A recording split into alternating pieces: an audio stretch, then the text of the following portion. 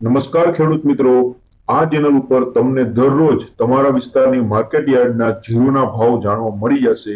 દરરોજ વિડીયો મળતો રહે એટલા માટે ચેનલને સબસ્ક્રાઇબ કરી લ્યો। હવે આપણે જોઈ લઈએ જીરુના ભાવ।